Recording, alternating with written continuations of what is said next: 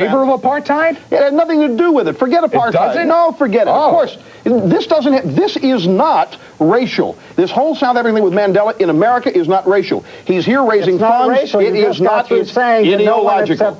It is an ideological battle over there. That's what's happening. You've got a communist attempt to take over South Africa. Oh, Nelson, my gosh. Now, there you go.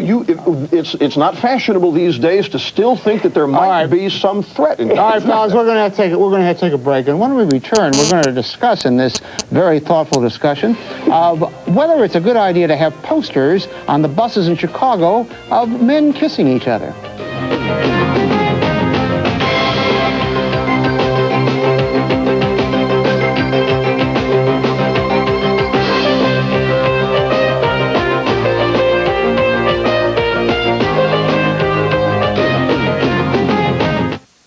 On a summer's evening in 1924, perhaps the most significant game in the history of baseball was played.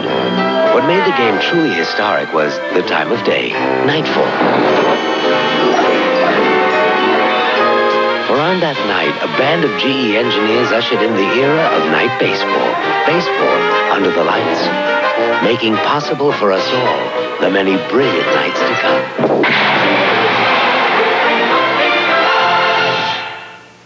Ever wonder how Chubby Checker thought up the twist? Come on, baby. Let's do the twist. Come on, baby. Let's do the twist. And now he's back, better than ever. You take an Oreo cookie and you do it like this. Announcing the Oreo Twist event. Win a trip to a rock and roll twist party with Chubby Checker. Just look for specially marked bags of Oreo, the original Twister. It's gotta be big.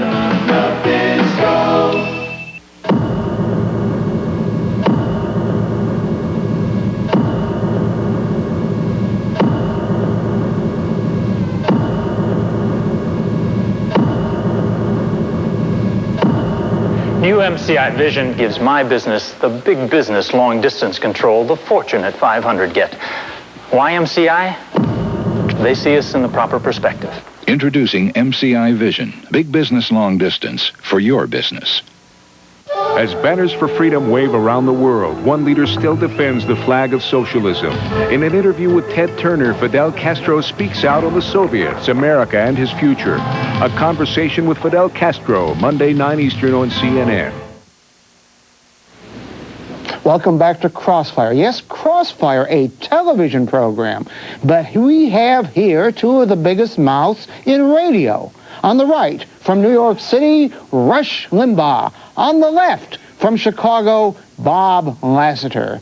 Mr. Lassiter, one of Mr. Limbaugh's favorite subjects is Congressman Barney Frank, who it turns out he had one of his ex-male prostitute friends who worked for him running a whorehouse in his apartment.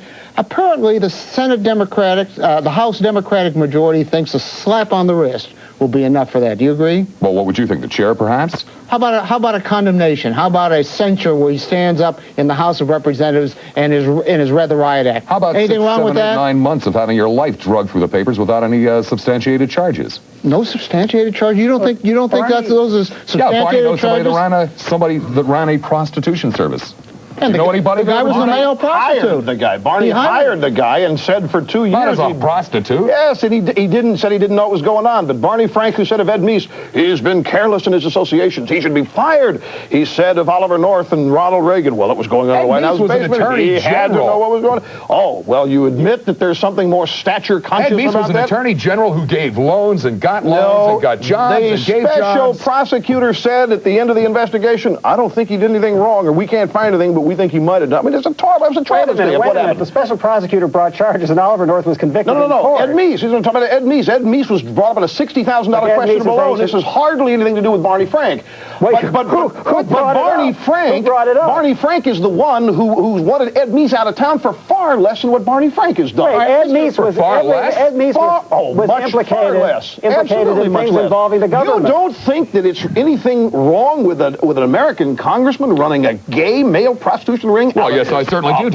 Do you know any American congressmen who have been charged with running prostitution units out of their apartments? Barney Frank has. And he has admitted that Gobi was doing it, but that he didn't know at the time. Yeah, Frank's admitted it, Bob. Mr. Lassiter, if a congressman a Republican congressman had a sexual activity with female prostitutes, and it's against the law, a little misdemeanor, do you think he might have run into some kind of trouble? No, I think it's probably going on right now.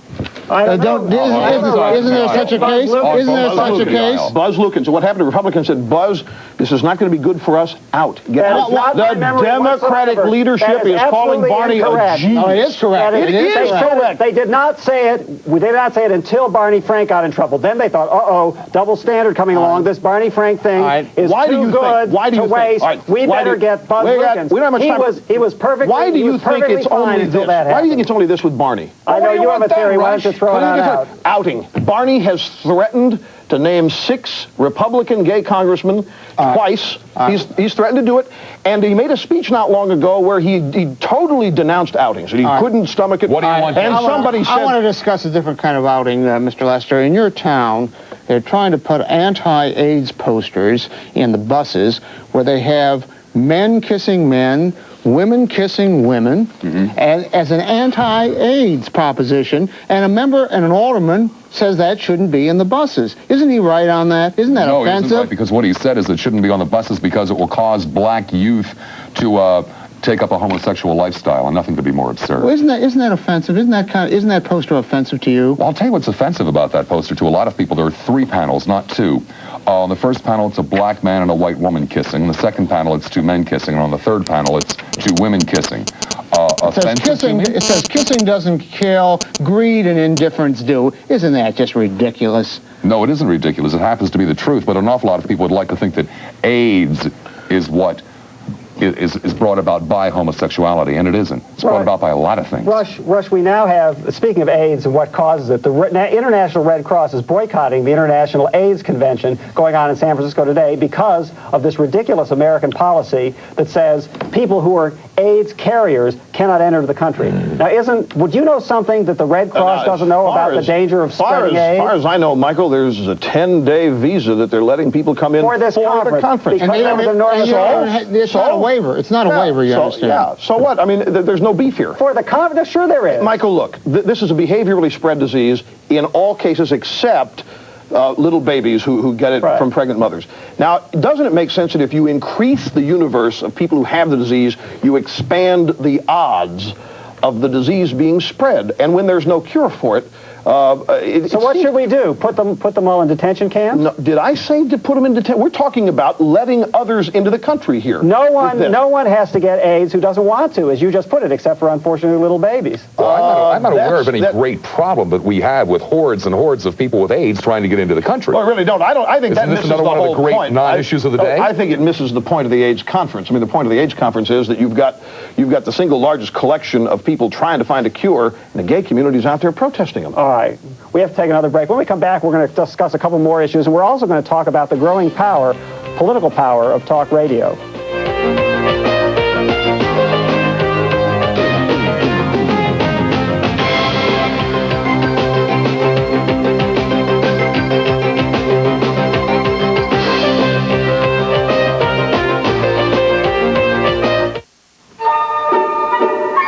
Want a share of the loot in McDonald's $40 million Dick Tracy Crime Stopper game?